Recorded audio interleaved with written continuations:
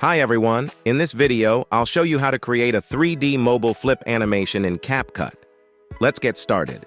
Open CapCut and create a new project.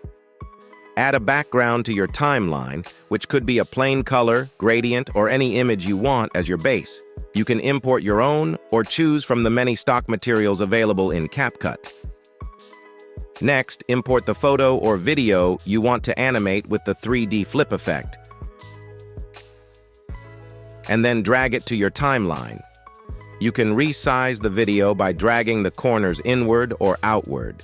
You can also position it by clicking and dragging it to your desired position. If there are areas you'd like to leave out, you crop some parts of it.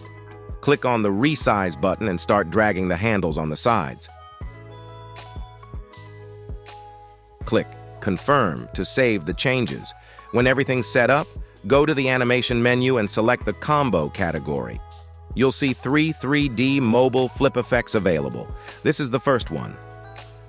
Adjust the duration at the bottom of the panel so the flip effect runs smoothly across the entire overlay. Here's the second. And the third. And that's it. You've just created a 3D mobile flip animation in CapCut. If this video helped, support us with a like and share your questions and thoughts in the comments below.